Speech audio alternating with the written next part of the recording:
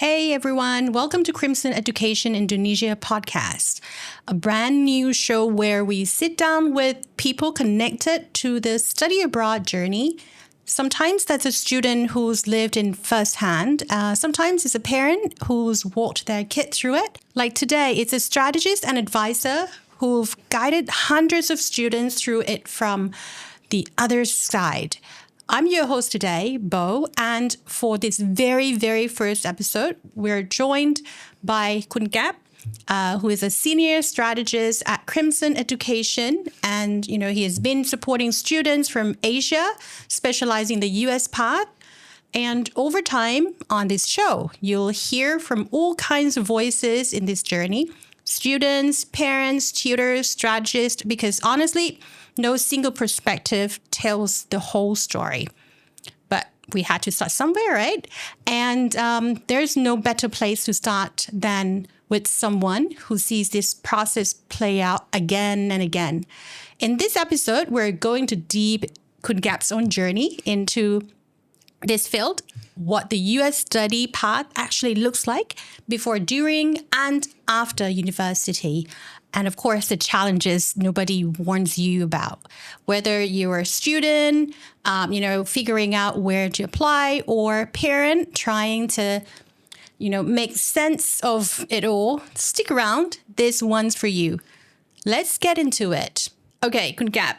So welcome to our show today. It's a very, very first show for us. Okay, so I think we could start a little bit by, you're a Thai, but you've been spent years helping Indonesian and Asia students get into U.S. university. What's one thing about, how Asian parents think about studying abroad that you wish you could change? First of all, I think the first thing I would like to debunk is that the ranking is everything, right? Yes, it's there to actually guide you which one is actually might be producing more paper into, let's say, academic world. But I don't really want you guys to focus on that one way too much. I say it all the time, Crimson say it all the time, it's all about the fit for the student, okay? Of course, the first, let's say a top 20 school, where it's up there, but for example, the 21st one is actually Carnegie Mellon, right? If I'm not wrong. Okay, are you going to disregard that if you're going to be doing, let's say, engineering, CS, or any STEM major? No, right? So I think truly don't look at the ranking way too much. Of course, do some research about that. But after that, the best way to actually find one, right? The best university for your child is basically to find the best fit one, right? I think that one is probably the first thing I always say to most of the family. Okay, so maybe, just a bit follow-up question onto that as well. When you say best fit university, what are the, criteria, what are the things that you would suggest the parents and, of course, the student to look at as well? Of course, definitely. There's many factors, right? The first one, I would always ask, are you keen to be living in like a place where you're going to have like snow for 6 months, right? Or you prefer to actually enjoy the sunshine a little bit more. For those who actually been, let's say, playing sport and those are the outdoor sport, they probably want to actually spend more times in the sun, right? Or on the other hand, you're someone who actually enjoy winter sport, right? You've been going to winter. All the winter you've been going to Japan, you're going to like some place to actually enjoying ski or like snowboard. Then those kind of places might actually fit you best as well. Okay. So the first question is always, what kind of weather do you like, right? Are you enjoying the West Coast or the East one, right? Of course, if you enjoy LA, San Francisco, you probably have to make sure that you can actually live with the earthquake, right? That's going to be... Right. That's a bit scary though. Yeah, for me, yes. And definitely that's actually one of the reasons I don't apply to any of the U on that side, right? Because my family back then said that, definitely no. Probably not, yeah. Okay, got it. That's for my family, yeah. Okay, so first, definitely you say it's more or less like on the location itself, right? But what about the other options or other criteria that you think would be very important for the parents and the students to look at as well? Definitely the size of the school, right? The size of the school. Some people enjoy being with a lot of people so that they can actually get exposed to people from many background, like diversity, so that they can actually get to exchange the point of view or any kind of like business idea, those kind of thing. But some people actually enjoy a very, very like tight knit cohort, right? For example, like Harvey Mudd, right? It's a very small school, class size, right, 10 to 15, like very, very small, but you're going to get a lot more chance to actually do cooperative work with your friends, with your professors. The ratio between the student and professor is actually quite low on those kind of like campus. So it's all about what kind of atmosphere you're looking for. Okay. So number one, definitely the location. So make sure you're actually choosing the right location where you feel more comfortable, and also the size of the university itself as well. Okay. So I guess before going to the next question that I might have, maybe you can gap. We actually skipped a little bit on you, a bit of introducing a bit of yourself. Where did you study? Since we were talking about choosing the right university, the right fit as well. Maybe you share a bit on your own experience as well, and how did you come up with the list of university that you had before, and also, a bit about yourself, I'd say. Yeah, my situation is a little bit unique, right? Back then, I wasn't thinking about going abroad that much until I get the scholarship from the government, right? Right after that, they actually allow us to spend, or you can say repeat my grade 12, okay? So that you can actually spend a couple of months preparing for SAT, TOEFL, and also actually make a school list prep for all of the essay as well, right? All of those happen within, let's say, 6 months. Wow, that's quite short as well. Yeah, it's actually quite short. So we do have a guidance team from the government, and that alone is actually quite useful already. And we were very, very helpful, especially me. So I think that if we were to have more time or a better guidance, of course, better like information as well through all the internet and all of the social media now today, right?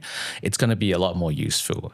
And mine, I kind of have like a specific things that I have to study, right? Even though I didn't even know that it was the fit for me or not. Okay, so my take on that is that I'm going to avoid any university that actually has a fixed core curriculum. So I want something a little bit more flexible so that I can actually try things out. And then eventually it actually turned out to be the CMU.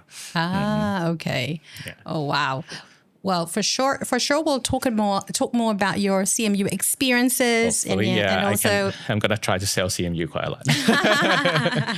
Okay, cool. All right. Anyway, so but thank you so much for being here and sharing your experiences as well. But then I think apart from your own experiences, that you've been through yourself as well, I also want to understand a bit more and hear more from you regarding like your experience with Crimson student or students that you worked with as well. It seems that choosing the right university or the right fit universities are also like, very important. Yes. Did you experience, anyhow where the student might have their own list from the very beginning, and then once they started working with you, the list, seems a bit changed later on?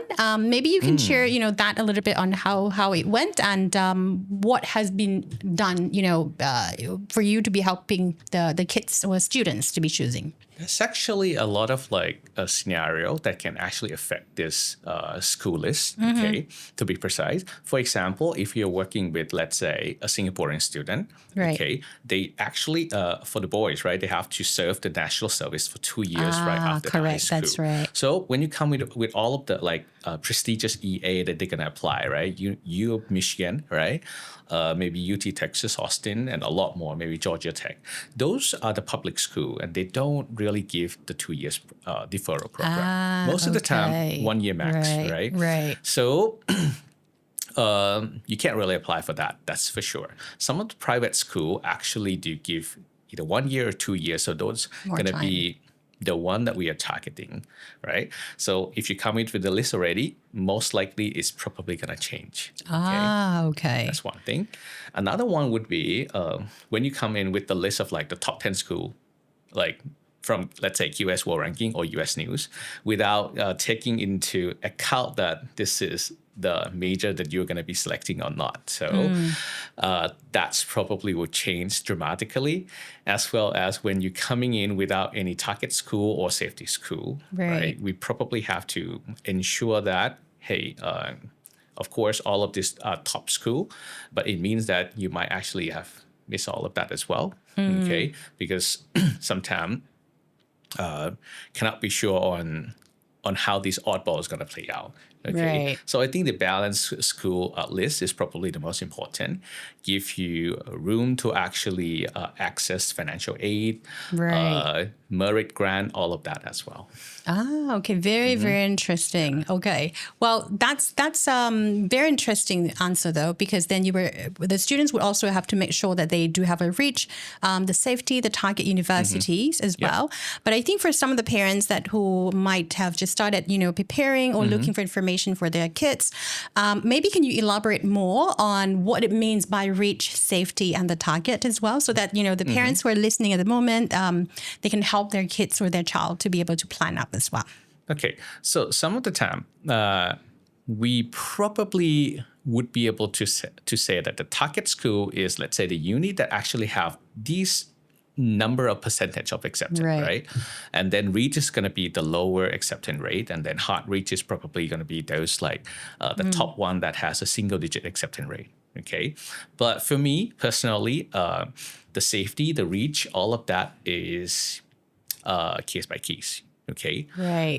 For a certain type of student, the safety could be the target for another type of student, right? So it depends on what kind of SAT score you are doing, what kind of like GPA, are you doing IB, are you selecting all of the suitable courses for the major as well, okay?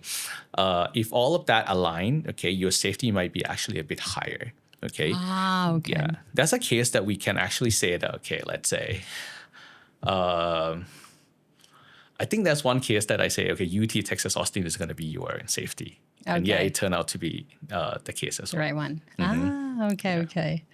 Cool. That's great. Okay, at least now the parents do have a bit more ideas on what reach, safety, and target is, and that you can also help your kids as well in terms of prioritizing and choosing.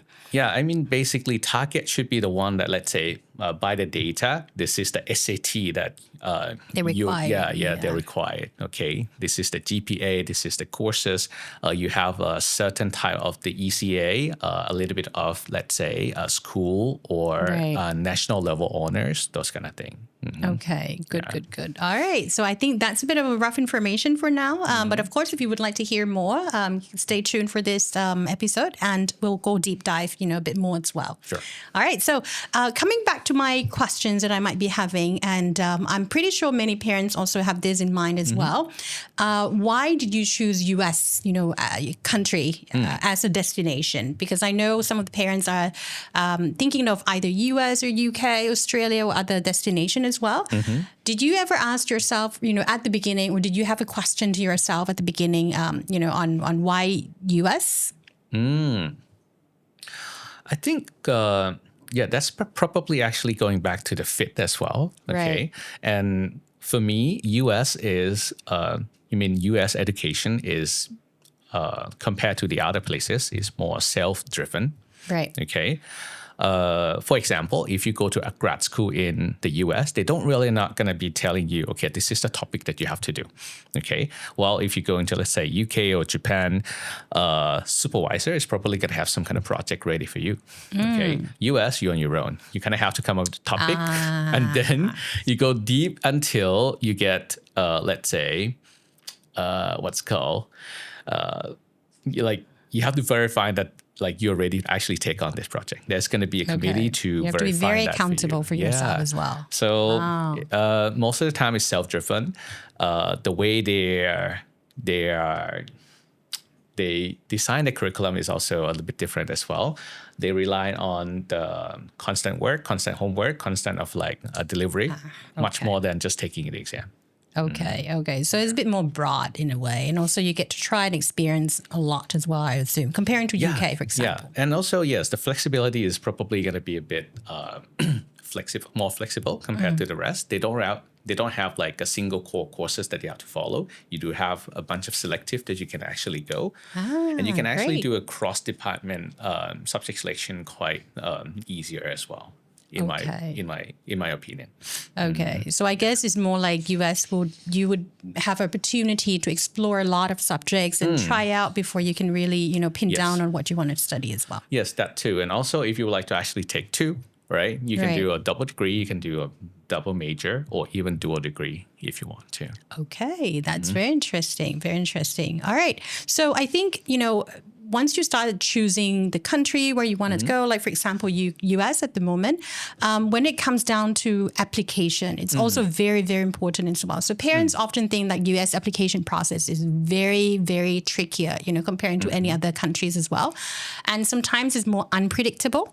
I would say, comparing to other countries, like for example, UK, you would be able to, for UK destination, let's say you would be able to find mostly information on the website, but with the US it's a bit tricky, because there is no like obvious information for the students. So is that even true anymore, or is that outdated, information and all that as well? So in regarding the information, okay, my question is that what would you suggest for the students or the parents to be looking for information? And what are the criteria? What are the things that they should know and prepare before the application period start? Okay. So in this one, I'm pretty sure that this kind of thing is quite outdated. Okay. For the US admission, we normally use the word holistic, right? Right. This kind of application is very holistic, but it's not unpredictable. It's not a black box. Okay. There's a lot of data that actually come into play for this one. So I think saying that it's unpredictable is a bit wrong. You can say that, for example, I think I have one example. We all know Cornell, right? Right. Okay.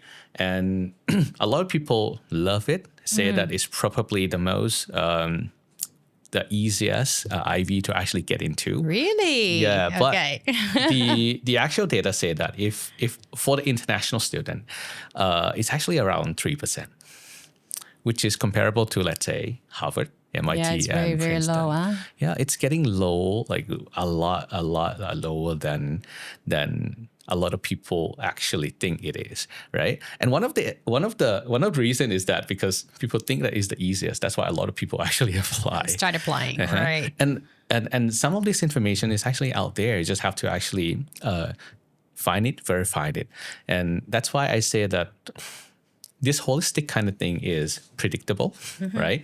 And it's also quite calculatable as well. So if we actually plan it well, this holistic won't be unpredictable kind of thing, or it's not going to be riskier than UK anymore. It's actually, I think, comparable. Yeah, yeah. It's just that they require a little bit more preparation, I would say, Right, right. compared to the other part of the world.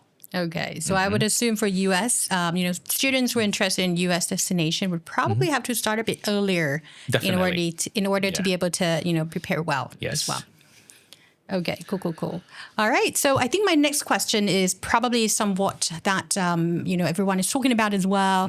So everyone talks about the Ivy League. Okay, I've been hearing that word a lot as well. So what's a US university that's underrated but has been a great fit for Asian students you've worked with so far? The Ivy League is a name for those 8 uni that actually have the Ivy on their crest, right? And they're also an Ivy Plus, which is like Stanford, MIT, Harvard, Princeton. No, Harvard is Ivy already. We also have like a new category coming up nowadays as well. They're saying like public Ivy, right? Those Okay. are the public school that is doing so well, right? And the reputation is basically Really good creeping as up. well. Yeah, and then on the same level as Ivy. And that's also like a new Ivy as well, right? Nowadays, there's a lot more like option that you can actually choose for. Okay, so what was the question again? I'm sorry, I'm a bit nervous. Okay, so let's say we're talking about a lot of the IV. What are the underrated, Underrated university? one. Yeah. Of course, a couple of them. Okay, maybe Rice.